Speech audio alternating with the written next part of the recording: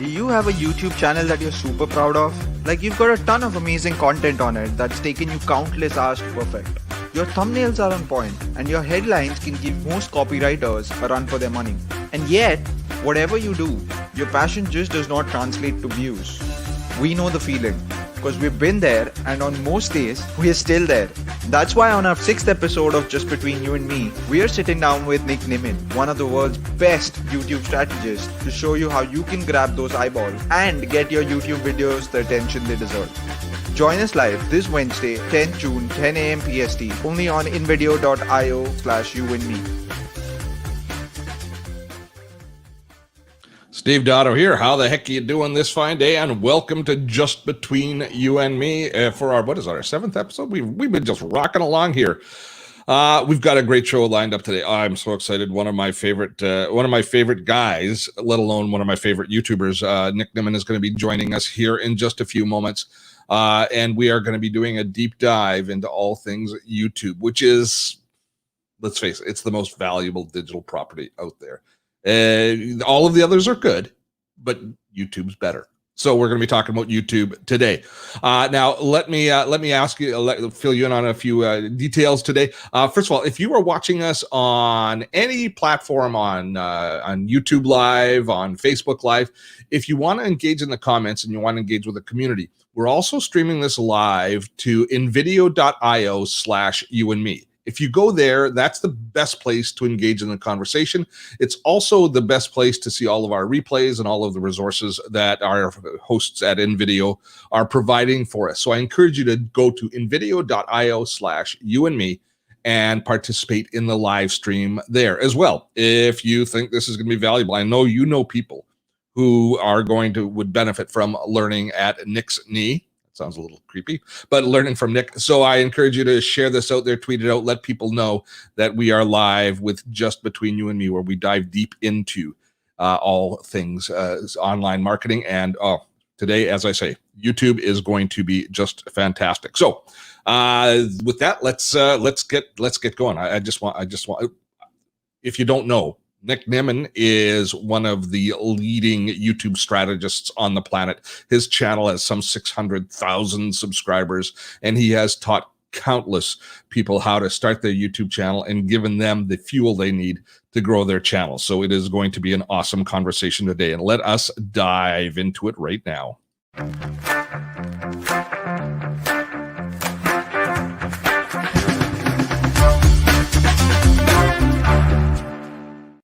And there he is, the one, the only Nick Nimmin. It's nearly midnight in Thailand, is it, Nick? Yes, it is. We are actually past midnight. We're 2 minutes past midnight, but I can tell you what, it doesn't matter because I'm fired up to be here hanging out with you today, Steve Dotto, on the show, man. How are you? I'm good. So does tomorrow look better than today? Well, I guess it kind of always does, depending on, what's going on in terms of, the things that you have in mind. But, man, I'm seriously, though, I'm just pumped to be here, hanging out with you, having a great conversation, as always, every time we talk. Well, first of all, so proud of you.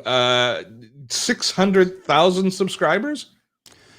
Man. Yeah, man, it's crazy. It's absolutely crazy. The funny thing is I almost didn't even start a YouTube channel. I was almost afraid to do it. And now here we are, several years later, because it was in September of 2014 when I first started walking down this road. A few left turns here and there, but we're here now at 608 or 9,000 subscribers now, and hanging out with people like you and all of that good stuff. Dude, it's awesome. Absolutely, I absolutely love it, man. I'm grateful for the entire experience I've had since September of 2014. Before we get into the tactics, why were you afraid? I was afraid because, at the time I hadn't been on video before, and the whole idea of being that person that's on video, it just didn't sit well with me. And I was looking into internet marketing as a way to get out of the other business that I had, which was doing design for people. And I was looking at internet marketing for that. And one of the things that I noticed at the time was people were like, hey, I'm getting really good conversions out of my YouTube channel. So I'm like, okay, well, that sounds great, but I'm not going to be that guy on camera. I'm not going to do that. And I kept just having it in my brain just kept coming back, do YouTube, do YouTube, do YouTube. And I'm like, no, I'm not going to be that dude. And then finally I was like, you know what? I keep thinking about this for a reason. So let's get over this whole, being afraid to be on camera and being afraid of the judgment that I might get and being afraid of, maybe one of my family members would see me or one of my friends would see me and they'd give me a hard time about me being a YouTuber and I'm already in my 30s at that time. I'm like, let me just cross over that, those things within myself and just go ahead and give it a shot and see what happens. And then I made my very first video on how to overcome camera shyness, because that was the value that I could bring at the time, because that was the thing that I had, just dealt with. And so because of that first video was about how to overcome camera shyness, where I talked about all of the things that I worked through personally in order to get the courage to, put all of that other stuff aside and just go ahead and go for it and, hop on camera. But your skill set that you brought to the table when you started your channel was your design eye and your graphic design flair. In addition to that, there's also, I had a door-to-door marketing company to where we went door-to-door for a decade. And basically we were selling stuff door-to-door for a decade. In addition to that, I also had a commercial cleaning company where I did corporate sales for that. And the thing is having that sales experience also gave me the opportunity to develop the skill that you have when you do any type of sales, which is constantly thinking of the words that are coming out of your mouth and constantly trying to fine tune how it is that you're delivering information so that it's easily understood. And because of that, to me, I think that particular skill ended up bringing me a much bigger advantage than knowing how to put a good looking thumbnail together. Yeah, but knowing how to put a thumbnail together helped, as well. But I think the communication side was really my biggest advantage when I came on.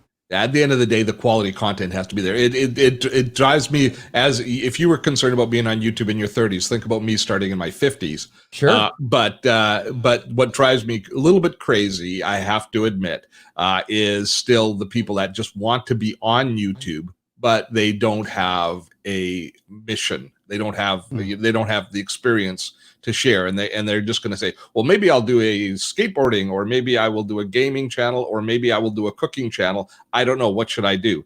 Well, you should not do a YouTube channel. That's what I say. Right. In that situation, first you got to figure out what it is that you actually enjoy, right? You got to figure out like, what is it that I actually enjoy and what value is it that I can actually bring to other people when I start uploading these videos? Because if you can't figure out those two things, if you can't figure out what you enjoy so much that you're going to love talking about it all the time, you're going to love getting known for it, you're going to love sharing that information with other people, you're going to love constantly consuming information about it and having people ask you questions about it and all of that. And then, so that you can do it for a long period of time. And then you have what value is it that people are going to get out of me, having all of this stuff come out of my mouth all the time. So yeah, absolutely. Without question, super important to know that if you're coming onto YouTube. And the insecurities that you had are ones that I would dare say the preponderance of YouTubers go through. We all have a little bit of imposter syndrome. I think that concern is healthy, because it means that you're concerned about your reputation, but you're also concerned about the value of the content that you're going to be delivering.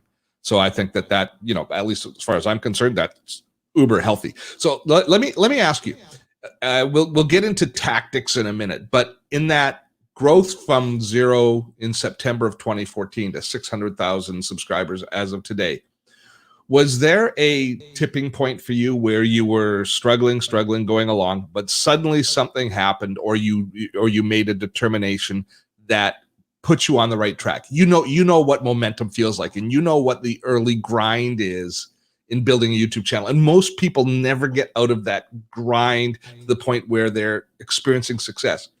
Is there one thing or one series of events that happened that kind of took the governor off and allowed you to start to accelerate your growth? Without question.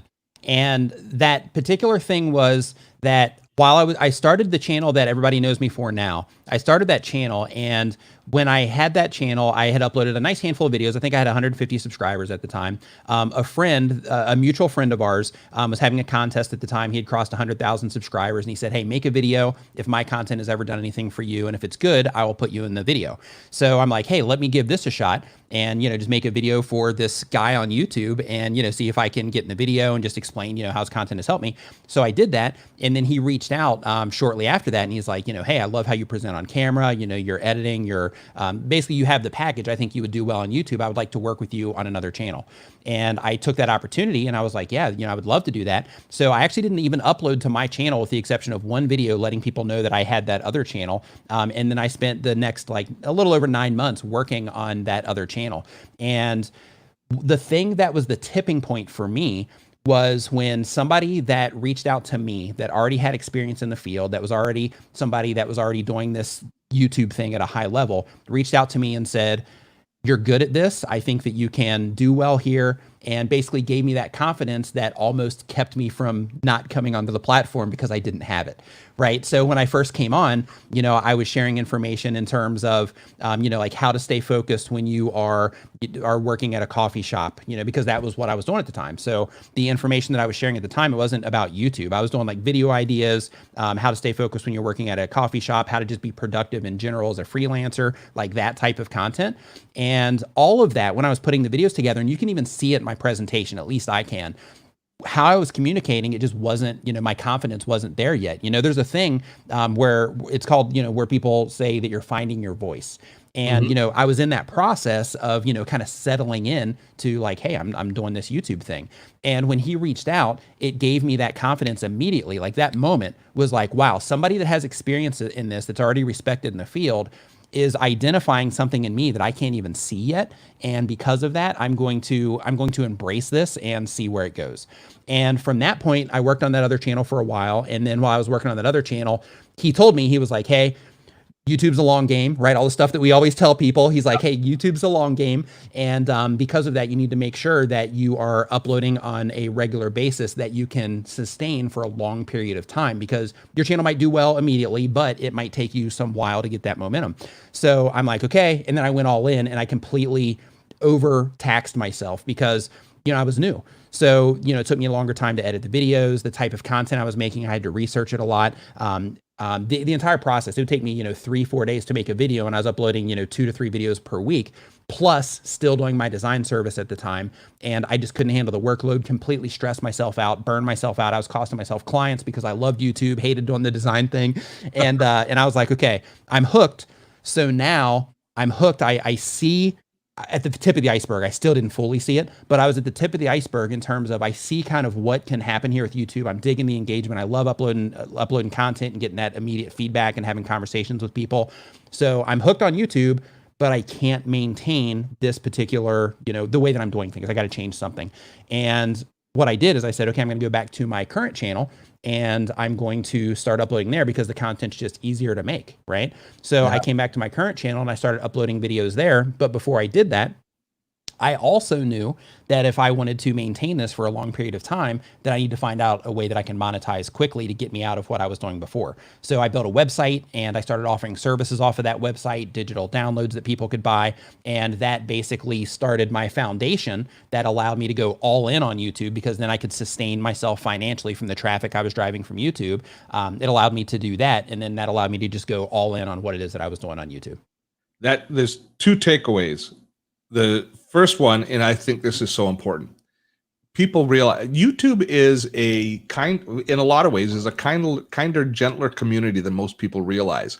That people you think are competitors, when you start in YouTube, a lot of people say, oh, there's a lot of people doing this in YouTube. I'm not going to do it for a variety of different reasons because they think that the market is saturated.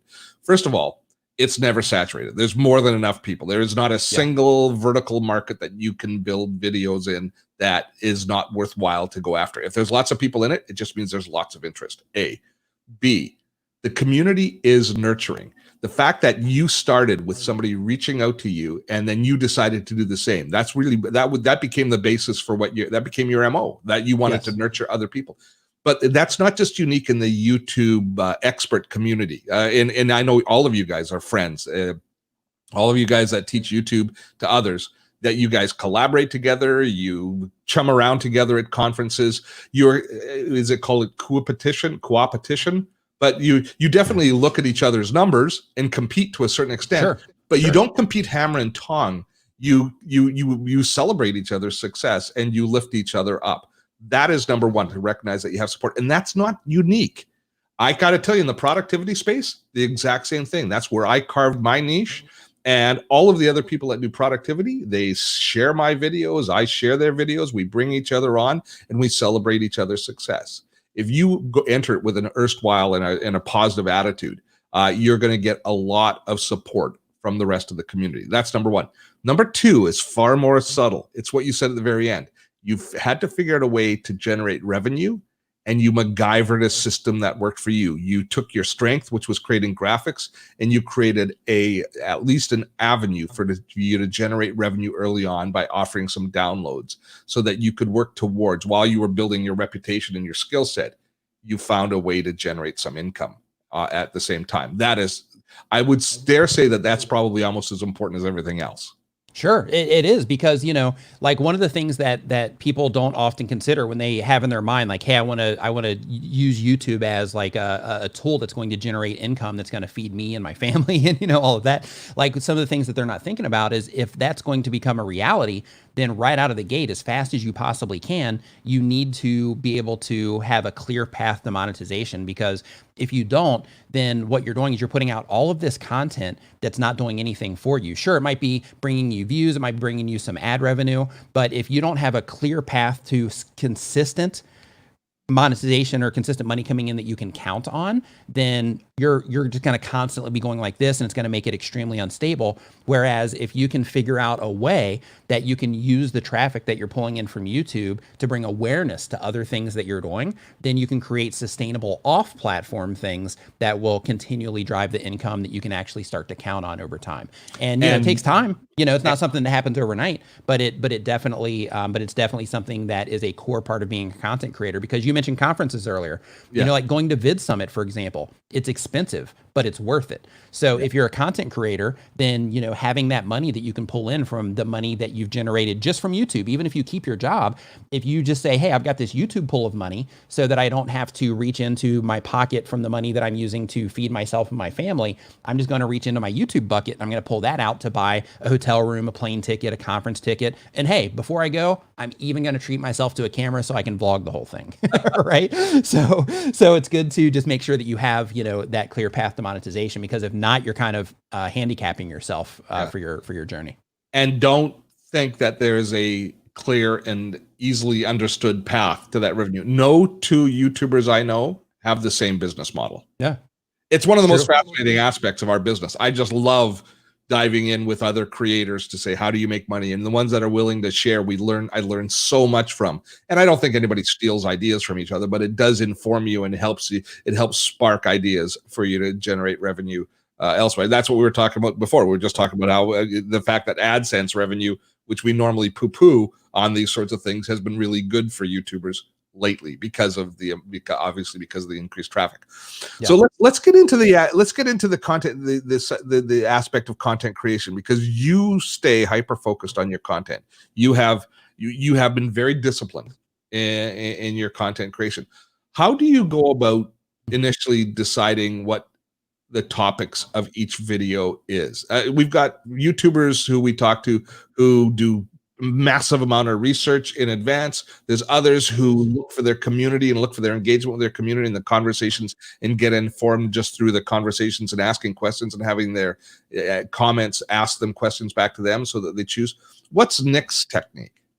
So for me, I will usually base it on, like, I have levers that I know that I can pull that bring more viewers in than normal. So for example, if I make a video and the whole thing is based around getting views or based around subscribers, those kind of do well by default because of the type of content that I make. So what I do is I'll keep an eye on what's going on with my channel, and then I kind of build my content strategy around that. So in order to maintain the growth that brings all of the other additional off-platform opportunities and exposure, just like we're having this conversation right now as an example.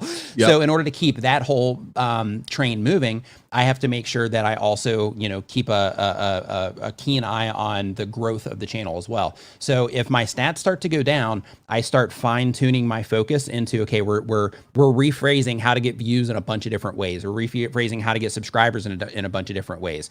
Maybe we're going to make some live streaming content because that's been performing well on the channel recently, which means that there's a lot of activity happening on my channel around live streaming. So because of that, if I put out a piece of live streaming content, it's going to increase the likelihood of it getting put in front of those people that have been involved in the channel recently about live streaming, as an example. So I'll reach in and I'll pull those levers to bring their numbers up. And then when the numbers are up, that's when I'll start actually experimenting with what I'm doing on my channel. And I'll start going a little bit outside of that. So what I mean by going outside of that is I'll start doing things like, like this video that you see on the screen right now about, this video will keep you from quitting YouTube. Now, there's not many people looking for, how to keep from quitting your YouTube channel.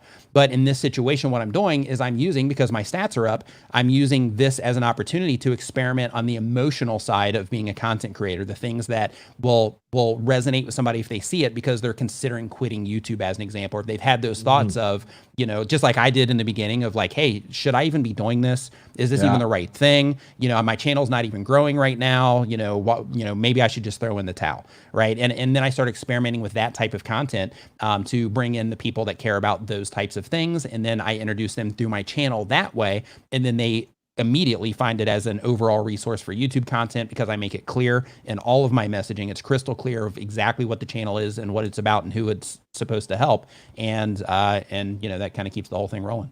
Do you find that when the momentum on the channel starts to lag, it's because you are serving your interests rather than your communities, and you have to kind of give yourself a little bit of a pep talk and go back to what got you there? Or is it just part of the natural flow? What I try to do is I try to keep stepping up. Right. So what I mean by that is you kind of set like these baselines for your content or your stats. So it's like, okay, over the next, 48 hours, if I'm getting, let's say, 100,000 views, like what's going on currently, if I'm getting 100,000 views over the next 48 hours, and that's like my typical baseline for that over 28 days, if it's, let's say 500,000 views, let's take it down to like COVID. Let's say it's like 500,000 or 600,000 views on the channel. And that's kind of my baseline. If I start dipping down underneath that, then that's when I know that, okay, I need to pull those things in because my experiments right now, they're not working out as great as I would like them to. So because of that, I need to lean back on the stuff that has been proven to work time and time again on my channel, and it always works. So then that brings the numbers back up. And then when it's high, then I can start experimenting. Sometimes those experiments, like when I start doing the content on like YouTube mistakes and things like that, that's when I'll create a new baseline. So I'll take it from, a view count of, let's say like 400,000, per month, and then I'll bump it up to, 450 or 440 is kind of like a new baseline. And then I try to keep building up from there. And it's a long process. I mean, the nature of YouTube, and everybody that is interested in being a content creator or who already is should understand this. The nature of YouTube is a lot of us think that when you have a YouTube channel that it's just like this, right? That it's always like this and that you never have downturns. But the nature of YouTube, and Steve, you can co-sign this, but YouTube, it's kind of, you're up like this and then you go down and then you make some good content decisions and you make some bad ones and you think people are going to love this video and it doesn't work out the way you thought, or you optimize, you spend an entire month trying to make sure that you're going after a specific topic. Like, let's say for me, if it was live streaming and it was like Streamlabs, for example, and I'm like, okay, I need to own some good search terms for Streamlabs to bring that traffic in because of an agreement that we have or whatever, then in that situation, focusing on that, those numbers might be down now just because I'm trying, just like we talked about before this stream started, Steve, those numbers might be down now because I'm trying to target those things, but long-term, those will end up bringing in a lot more viewers for those things and maybe even lifting the channel up. So, there's a lot of nuance that comes with being a content creator. And one of the things that you got to make sure that you understand is that there are, I don't want to call them seasons necessarily because it's not like a winter, summer, spring, fall season, but there's just different experiences that happen on your channel over time through the content decisions that you make. And sometimes you go on streaks to where everything you do is a winner. Other times you go on streaks to where you just can't, man, no matter what happens, I don't know if it's me, I don't know if it's how I'm opening my videos, I don't know if it's the look on my face or the energy that I have in the content, but these last like 5 videos, for whatever reason, people just aren't digging what I'm putting out. So it's just part of the gig. and we and we have to be careful. I did a post on this, or a podcast on this the other day. We have to be careful to make sure that we maintain a balance, that we are in service of our community, not always in service of the algorithm. But the algorithm will always inform us. But it's too easy to get caught up in the algorithm and just starting to build content that serves what YouTube tells you, as opposed to what your community tells you.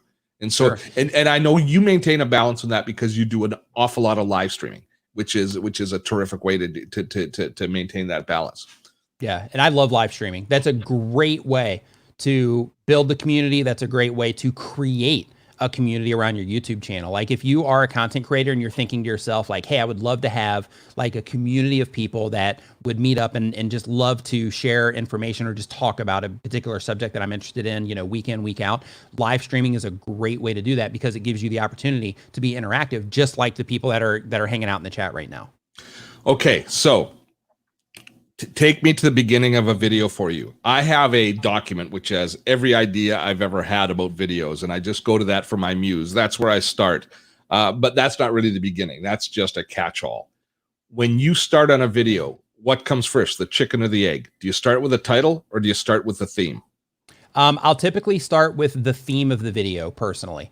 I'll typically start with the theme of the video, but oftentimes while I'm picking the theme, the title will also kind of present itself. So if I'm targeting something for search, it's different. If I'm targeting search, then in that situation, then I have to start with the actual, keyword phrase that I'm actually going after first. But if I'm going after something that isn't search targeted, then in that situation, I'll start with the topic overall. And then typically either through just figuring out like this is the topic I want to talk about, then the title will kind of work itself out at least at a base level, and then I'll workshop it. But sometimes it won't be until if I just can't figure it out at that point in time. Sometimes I'll make the video, which is kind of against, what you should do. Sometimes I'll just make the video, and then sometimes the title itself, or a better way to do the title, will come out through the content that's recorded in the video. Because with my videos, a lot of people will script their videos, but for me, I found that I communicate better and people respond to my content better when I don't script my videos. So I'll just work off of bullet points. Sometimes I'll write myself little notes,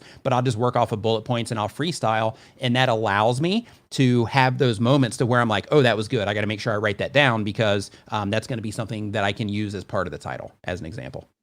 And part of that research is actually Tony has asked a question about if you can share your discoveries about different styles of video, such as cartoons, the recommended discipline. But he mentions tools like TubeBuddy.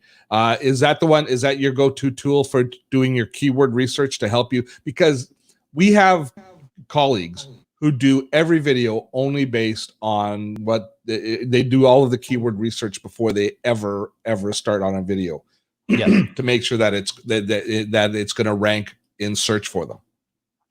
Yes. Yeah. For me, TubeBuddy without question is my go-to in that situation. I use TubeBuddy for that, and I also manually research. So I recommend that regardless of the tool that you choose, I recommend that you also get into the habit of researching whatever keywords that you're going after manually. And the reason for that is because the tools give you like a good idea, but it's also important to keep in mind that YouTube is a search engine, but it's also kind of like a discovery engine. So because of that, like your content is something that people actually search for on YouTube, to where you can also get Google results. So you have to have part of your manual research, have Google a part of that as well.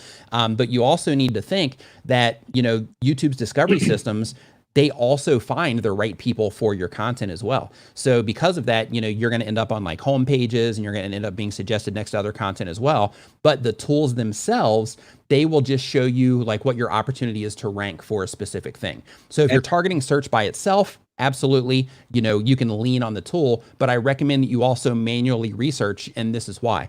If you are writing a title because you are trying to rank in search, and you include a keyword phrase for that title, well, if you take a moment just to go to YouTube search and you type in what it is that you're looking for, you're going to see exactly who it is that you're going to be competing with and how they've packaged their content.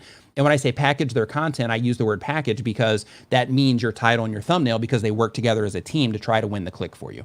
So because of that, you go and you look at the people that you're going to be competing against, or the videos really that you're going to be competing against, and you see, hey, this is what somebody is using for their title. They're including the keyword phrase, but they're also saying this additional thing as part of their title or as part of their thumbnail. So when I'm looking at my title and how I'm going to be going after this, sure, I'm going to include my keyword phrase, but what else can I do to this packaging to make it compelling so that I win the click when my thumbnail and my title shows up for this search result? For example, like let's say that you're going after, and I use this in the course that I have going into beta here soon, but the thing that you want to think about is like, let's say that you're going after MacBook users. Well, when you're doing keyword research, oftentimes we're only thinking of the robot. We're just thinking of YouTube and we're thinking of their algorithms and making it clear to their algorithms what our video is about. But at the highest level, when it comes to YouTube, the algorithm follows the audience. And what that means is if human beings respond to what it is that you're doing, then YouTube is going to show it to more human beings that had a positive response with your content. So because of that, it's important to think about the human being experience or the user experience when they're on YouTube and how they're interacting with all the different features on YouTube. But if you're targeting search specifically, it's important to make sure that you're thinking of things like this. If I'm going after MacBook users, and let's say that I'm going for MacBook Pro tips, right? And that's your keyword phrase. Well, some people might do a title that would say something like, you're not going to believe these 8 MacBook Pro tips that will change the way you use your computer, right?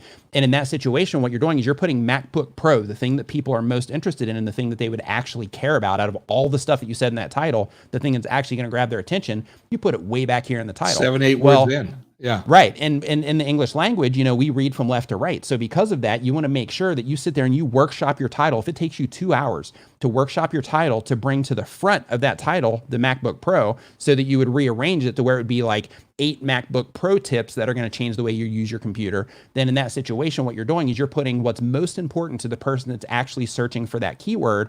You're putting the thing that their brain just said, hey, I want to find this. They type it into YouTube and then their brain sees exactly what it is that they just typed in. So because of that, you're basically syncing up with what that user is actually looking for. So because of that, when you're optimizing your titles or you're just a packaging all the way around, you have to think of things like that. And you have to think about, how can I grab somebody's attention with this title as fast as humanly possible? Because I need to win this click over everybody else. So when you go and you do manual research, you get to identify things like that none of these tools can show you. And you can see exactly who it is that you're going against. And you can also see things like, as an example, on YouTube, if you're targeting search, one of the things that YouTube says that helps videos rank in search is the amount of engagement generated per search impression. Now, if you look inside of your YouTube analytics, you're going to see that engagement inside of your YouTube analytics is actually watch time.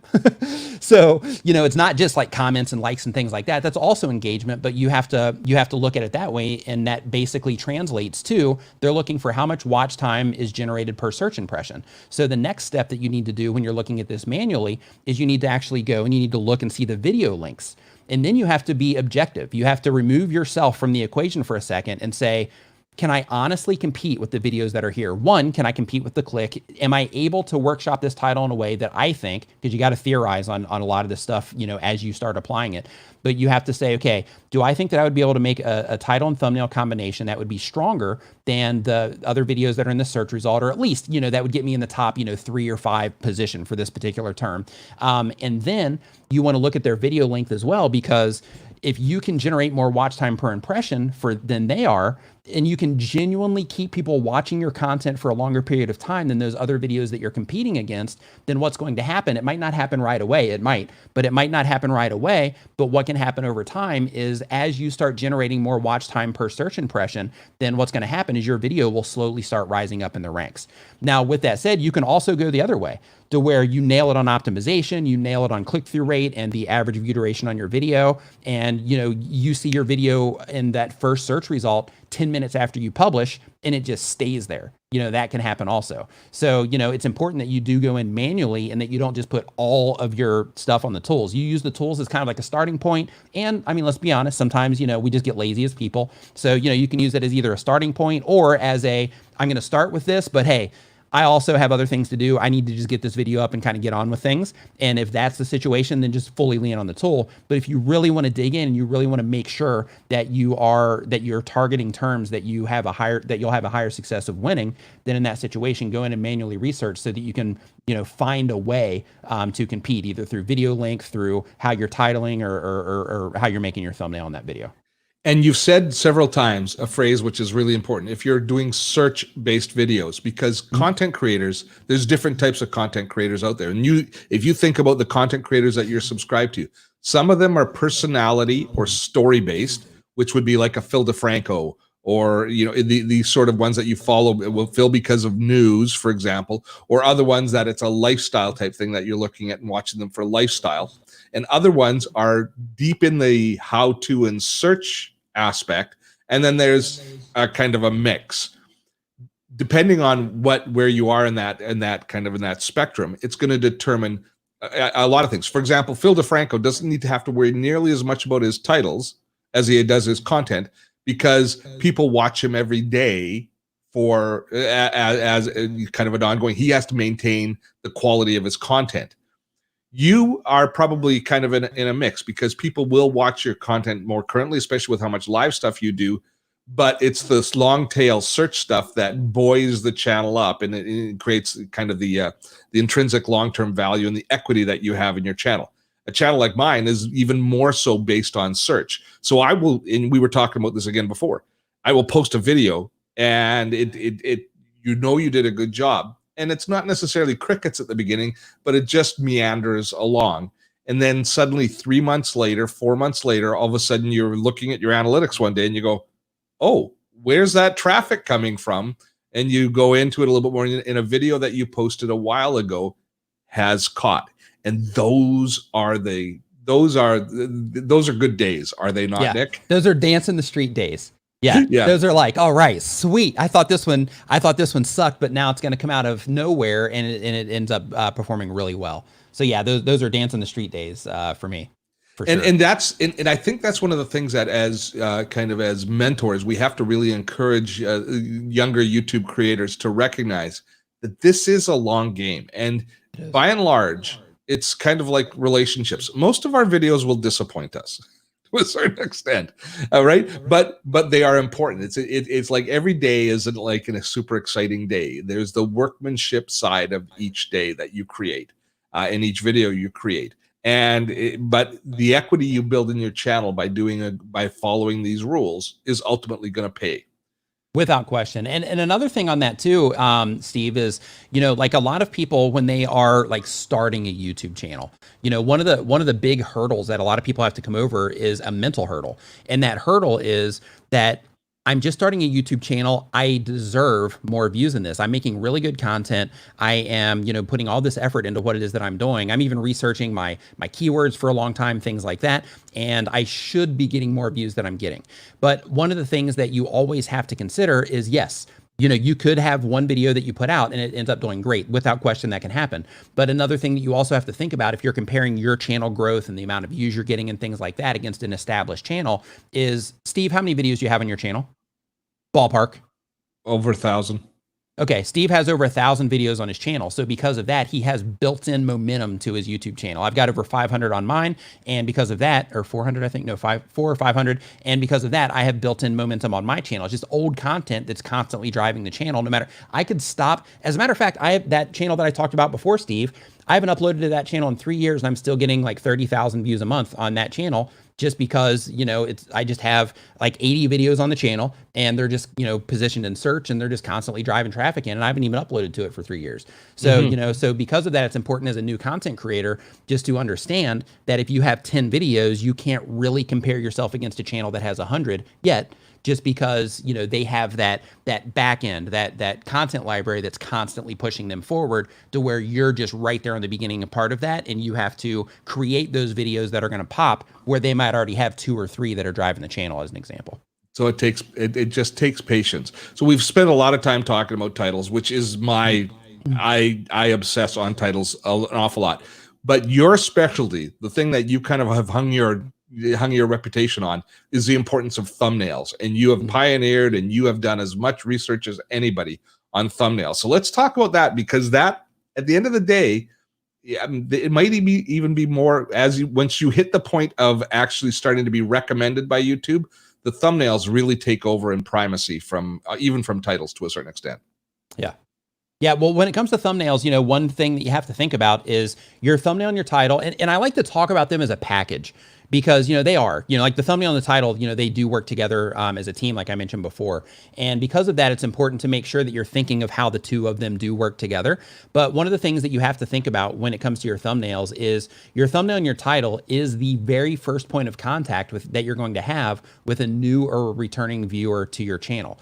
And because of that, if it takes you 2 hours to put together a good thumbnail, then spend that 2 hours putting together a good thumbnail, because that's just like saying that you have, you know, the best steakhouse in the world, but they're throwing it inside of a McDonald's, right? It just doesn't make any sense, right? So you got to make sure that you spend that time to make sure that you're actually building the environment around that steak, so that when people go in to eat the most delicious steak, they feel it when they see it from the outside. They're like, yeah, it's a nice place. I'm going to love this steak, right? So because of that, you know, when you're making your thumbnails, it's important to make sure that you are just spending time to make sure that people, when they see your thumbnail and your title, that one, your thumbnail just grabs their attention out of the gate. And this is one of the things that you have to be really focused on, making sure that you're able to grab somebody's attention based on what it is that they care about in your thumbnail. So if we were to use that MacBook experience, or that MacBook example that I mentioned before, one of the big wins for that, even if you had MacBook, you know, later in the title or at the end of the title,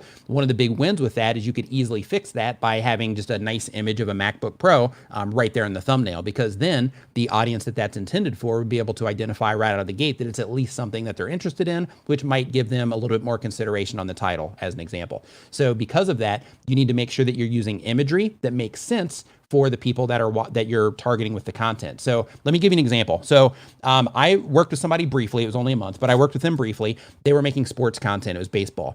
And with that baseball content, they did like training stuff around baseball. And they also did content where they were just sitting like at a desk talking. And with them, one thing that I mentioned to them was, when I went in and I looked at the channel initially, is I'm like, hey, all this desk content where you're sitting at home talking, you're still trying to reach people that care about baseball. So since you're trying to reach people that care about baseball, how do you make sure that the people that care about baseball know that you're talking about baseball? Use images of baseball. That's how you do it. So instead of using images of you sitting at a desk or, you know, something else, you need to start using images of, you know, baseball, because you're talking about baseball, your channel's associated with baseball, you're getting suggested traffic from these other baseball channels. And because of that, that means that the content that you are getting recommended next to also has a lot of baseball imagery in it. And if you're trying to reach people that care about baseball, they need to be able to see, not think it through, they need to be able to comprehend instantly that the thing that your video is about is for them. So what I had him do is I had him go and start changing all the desk thumbnails into baseball thumbnails. And when he was doing that, what happened is he started getting more views on all of the videos that he was putting out, to where he was just sitting there talking, because from the outside, the people that care about baseball could easily identify that his content was about baseball, as an example. So, you know, it's really important to make sure when you're putting your thumbnails together that you're thinking of the user end, and you're thinking of, okay, the people that I'm trying to reach with this content. And really quick, let me back this up a second. It's really important, and I can't stress this enough, to make sure that you understand the people that you're trying to reach with your content, because it's going to help you write better titles, it's going to help you make better content in general, and it's going to help you make better thumbnails. And that's kind of the example that I'm giving right now. But you want to think, when you're making your thumbnails, the people that are going to see this, what can I do in this thumbnail to make it make the most sense to them? So one of the things that I do to help people identify that my content is for them, because I use a lot of text in my thumbnails and I just have my big hairy face in my thumbnails. So what I do is I use the word YouTubers in my packaging constantly. So it's either in my thumbnail or it's in my title, in almost every single video that I've uploaded, probably in the past, you know, year and a half, 2 years, maybe. And the idea is that's my audience identifier. So if somebody sees that this particular, you know, thumbnail or video says YouTube, or title says YouTuber in it, then in that situation, they know that that piece of content is for them. So if you are uploading videos to YouTube, I recommend that you just think through, who it is that you're trying to target. So let's take Steve, for example. So if Steve is making videos about Zoom because he's doing productivity, then in that situation, tossing a Zoom logo in there is probably a good idea. And it's probably a good idea because people that are looking for information about Zoom, or even if you're doing video editing tutorials for Premiere, something like that, using the logos is good, because what you're doing is you are giving people an opportunity to instantly identify that what it is that they're looking for is exactly what it is that you're providing, or at least the topic of your video is about, and then they can make the decision to click from there or not. So when you're putting your thumbnails together, it's really important to keep those things in mind. And another fallacy on YouTube, or another myth, I should say, on YouTube, is that people think that you have to add text in your thumbnails, but that's not the case at all. Like, you don't have to add text in your thumbnails. The reason I don't know this, but the reason that I think that people think that is because a lot of the YouTube help channels use text in our thumbnails. And so people think, hey, they're doing it, so, that's probably what I should do. But at the end of the day, what you need to do is think, whatever it is that I'm making the video about, how can I put it in my thumbnail, either the topic that I'm talking about or whatever, to where it makes the most sense. If I add text to it, is it going to add to this video? Is there purpose behind adding that text to it? If there's not purpose, then don't add it, right? So just because other people are using text in their thumbnails doesn't mean that you should, but you should test it on your videos. You should test your thumbnails, adding text, not having text, so that you can actually get a definitive answer using data in your specific case on if you should use text in your thumbnails or not. And that's one of the brilliant features that's built into TubeBuddy, which is the ability to split test your thumbnail images, which YouTube keeps teasing us that they're going to give us. So I just talked to Tom. I just did a collaboration video with Tom. And when I did that collaboration video with Tom, which is going to be published on my channel soon, from the Creator Insider's YouTube channel, he actually builds like the features for YouTube, and he said that, same with them. He's like, we keep bringing it up and we keep talking about it, but it just always keeps getting like pushed to the side. So it's probably going to come eventually, he said, but when it actually comes, that's like a whole other conversation. It will be great when it does come. So let's continue on through the process now. So we've talked about the importance of the content itself, the thumbnail, the title. Now, what about the description itself and the tags? There's a lot of, like, I spend quite a bit of time on the description within ours. We use the description a lot, driving people to it because of all of the links that it contains. I always include, I don't know if you do, but I always include a bookmark so that people can fast forward through the video to get to the different key points. Nice. What are the key points for you in the description? So when it comes to the description, first thing you got to keep in mind is what Steve just said, is you want to think of your viewers and you want to think of the content that you're actually putting out, and you want to think of what makes the most sense for you. So if you have content where you are doing things to where, it's like tip 1, tip 2, tip 3, or, if you're doing like a software tutorial, first they learn this, then they learn this, then they learn this, putting the chapters down there, there's timestamps and there's chapters. Chapters is like a new thing to where you can actually tap on it when you're looking at the video. Yeah, so if you put in the first timestamp is 000, then in the progress bar, which is what shows you where you are in the playback, you'll see the little lines, which will be each of the sections indicated, which is pretty cool. Really cool. And if you are going to use those, you want to think, okay, is this a good fit for the type of content that I'm making? A couple ways that you can actually use that is that will help you start identifying over time. If you do use them, it'll help you start identifying over time the parts of your content that people actually care about, so that you can start focusing more on those, which is great. Like if you're doing different segments of a software tutorial, or if you're doing, these are, 8 pieces of software tutorial that'll help you with XYZ. If you notice that all the people that YouTube is showing that content to are going straight to Zoom, then in that situation, that's like, hey, maybe I should start making some more Zoom stuff, because all these people that are recently engaging on my channel, they're caring about the Zoom section. So maybe I should start making more of that, as an example. But when it comes to your description, I recommend that you absolutely, without question, fill out your description. With your tags, I recommend that you fill that out as well, because they're there. As soon as they don't matter, YouTube will stop putting them there. So when it comes to the tags can have a little bit of an impact, supposedly, on your ad revenue. And when it comes to your description, that I recommend that you fill out, because you're missing an opportunity if you don't. So a lot of people think that nobody goes down to the video description because, they might not go into the description that much, but I have humongous affiliate paychecks that tell me that people definitely go down to the video description. Steve, you probably do as well. And in the suggested videos, the beginning of the description appears. So that first line, it's almost like the preview in an email. So Yeah. important. So Search really, too. I think as much about the first line of the description as I do about the title. Yeah. It's important because it's that other element that you can make compelling to pull people into to your video without question. And with that also, like when it comes to your descriptions, filling it out just to give context of what it is that the video is actually about is good. Every now and then you'll also find on Google to where it'll just be a YouTube link, but you'll see the title itself of the video, and then you'll actually see that part of the description in Google as well, which means that in some cases, you don't see it a ton, but in some cases, Google is actually reading that kind of like a web page is what it looks like. That's how they're actually displaying the result for it. So because of that, you want to make sure that you're leveraging that as well. But in addition to filling it out in terms of what the video is about, you also want to take it a step farther, and you want to make sure that you're adding a option for people to click to subscribe there, because per video, the amount of people that are going to click that and subscribe isn't going to be huge. But as you scale that over a content library, it adds up really quick. In terms of the other things that you can put in your description, you can also add other relevant content that people would be likely to watch or that they would actually care about in your video description, so that when people do go down to your video description for any information that you shared in your video, or they're just down there looking around, then in that situation, they also see you leading them into other content that they might care about on your channel. And by doing that, you're giving yourself the opportunity to also get more views on your channel as well. And when you do that, you also want to consider, adding playlists down there also. Exactly. So I've just been sharing the description from our last one. There's another thing to this, Nick, which I think is important.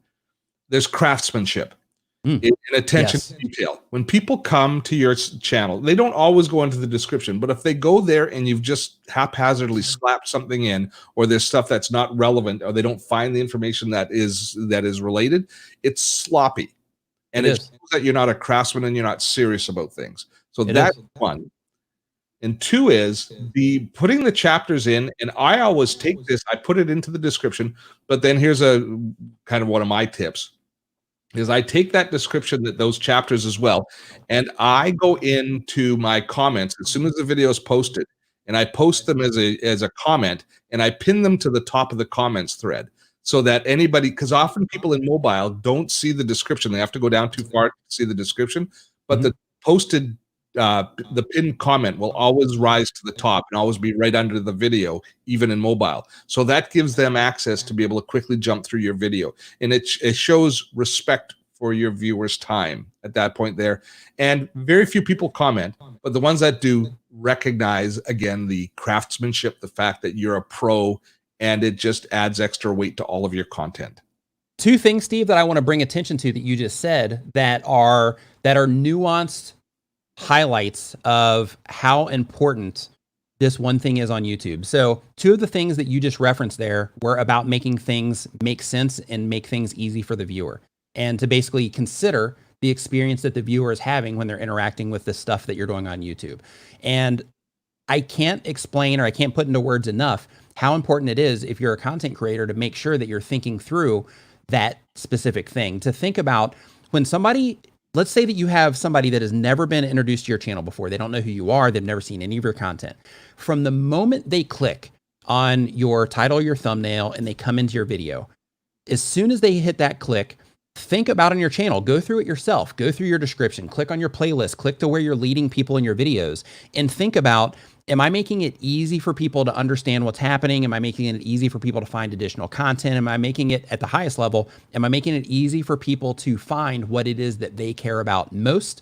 And am I being clean about it, like Steve was talking about? And part of being clean is basically organizing things in a way to where, when people are looking in your description, it's not just like a big blob of stuff. You have things organized into sections. So it's like, hey, these are the tools I use. This is the description. These are the tools I use. These are the places you can follow me on social media. And you have everything broken down in an organized way for people so that it's clean and it makes sense to them to easily find things that they care about, which might be watching another video, or might be following you on social media, or might be clicking on one of the chapter options that they have so that they can go watch another specific part of your video. Good stuff. Good stuff. We've got like 7 minutes to go. So I'm just going to ask you, I'm just taking a look at my questions. Are we about to transition into rapid fire, Steve? I got through about a third of the questions that I wanted to ask you. So Nick, the most important question is, will you come back? Absolutely. Absolutely. I think people, if you're new to thinking about YouTube or just begin, you recognize YouTube looks to a lot of people like a very simple as far as the structure goes. I mean, you post a video and you should be good. You expect that you're going to have meteoric growth because we hear about the creators that have viral videos hit. But there is I think of all of the social platforms that I use the word craftsmanship. If you learn what Nick teaches, if you learn what we do day after day for our YouTube channel, success on YouTube is not an if, it's a when. Yeah. But as long as you have reasonable expectations. But I think of all the channels, it's the one that's the biggest, that you have the best chance of building a solid business and making a living from. Because it is just that valuable. Yeah. And not only all the on-platform benefits that you get in terms of discovery and then like audience matching, like if you're a marketer, you're a nut if you're not on YouTube, in my opinion, because like if you find that, hey, like I'm using my YouTube content to bring awareness to my product or service, then YouTube will literally, if you're making the right content that leads people into what it is that you have, YouTube literally finds customers for you because they're out there looking for people that are similar viewers. So, or that have, similar viewing histories. So YouTube literally goes out and takes all that hard work of you, like, oh gosh, how am I going to find customers? And they literally turn it into like an avalanche of customers. You got to like start turning people down because they put you in front of like so many of the right people. It's insane. Here's the mind-blowing thing, which people have to get their head around. Facebook wants you to be successful, so you spend money with them. That's the truth. YouTube wants you to be successful by people watching your videos, because that means that YouTube's goal, which is people finding what they want, YouTube being a search engine, finding what they want, you serve their goal. And it's a far more collaborative effort. You succeed when YouTube succeeds. YouTube succeeds when you succeed. Facebook succeeds when you give them money. Right. So that's the biggest. So I'm going to ask you one last tip, and then we will do the rapid fire. You're looking forward to the rapid fire, are you? Yeah, I'm just all of it. Yeah, okay. I just love talking to you, Steve. Yeah, we can go for another hour if you want. It's okay. We're not. No, I'm just joking. I know you have stuff to do. You're like, Nick, don't do that to me. All right. Just one thing, neophyte YouTubers should do. What's the one thing that you want your beginners to pay attention to? Your audience retention, but your stats in general. And I'm just going to focus you on audience retention right now, because your audience retention and your click-through rate, both of those are extremely important on YouTube. Like really, if you dig into your analytics, it can be overwhelming, especially if you don't have, like, let's say that you work a job to where, you've never had to like analyze data in any way, shape or form. And then you have YouTube analytics put in front of you. It's going to be overwhelming. So because of that, I recommend that you just go in, and for every single video that you upload, the only things that you focus on are your audience retention, because that tells you how people actually responded to your video second by second. And you can start fine-tuning the future content that you upload based on how people are responding to the videos that you're uploading now. So take notes on every single video. The next thing is to make sure that you're focused on your click-through rate. And the reason that's important, and that's based on the amount of impressions that you're getting.